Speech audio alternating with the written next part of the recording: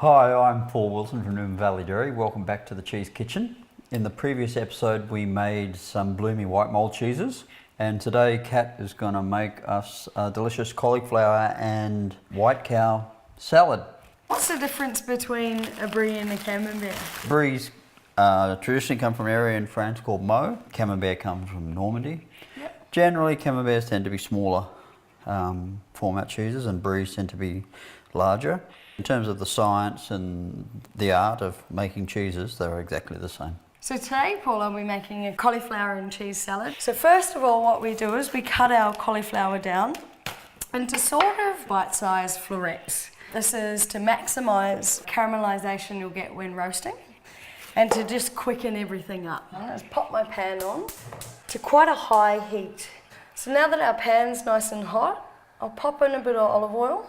Not smoking hot, but I want it to pretty much be as hot as it's going to be. And you can find that out by just tossing in one piece of cauliflower and just watching it sizzle. So as you can see now our pan has gotten quite hot. I'll throw in the rest, obviously being careful not to splash boiling hot oil all over myself. So what I'm aiming to do now is to get a good amount of colour on the cauliflower. Nice and sort of caramelised brown. A little bit of salt, a bit of pepper. And now we'll just leave that to cook and caramelise. Probably about 8 to 10 minutes. So without stirring? Without stirring. We can give it a shake and turn it over. But the aim of the game is to just get a nice golden brown colour. So while we're doing that, I'll chop up my basil. Add some roquette.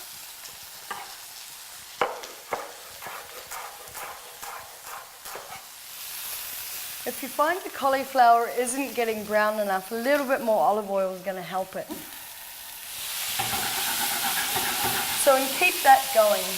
We've got a whole wheel here, about 1 kilo. Yep. But how much cheese are we actually going to use in the dish? Probably about 200 grams. And cut it into larger chunks. They are big pieces, aren't they? And this is basically because once it hits the hot cauliflower, I don't want to lose the cheese in the whole dish by it melting all the way through it. So now as you can see, Paul, I've started to get a good brown colour on my cauliflower. And so what I'll do, turn it off and I'll pop a lid on it for about 5 minutes.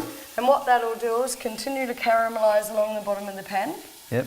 But it'll give the cauliflower a little bit more of a cookedness about it. So now we've waited about 5 minutes just for our cauliflower to cook through. And now's the great time to just drop your large chunks of brie. Give it a light stir just to start to get the warmth of the cauliflower through it without cooking the cheese itself. Bit of lemon zest, my favourite. Bit of lemon juice. Basil. Large leaf rocket again, and just give those a stir through while in your warm pan. So by now, your cheese would have started to break down slightly without being completely melted. Toasted macadamia nuts, and into your bowl.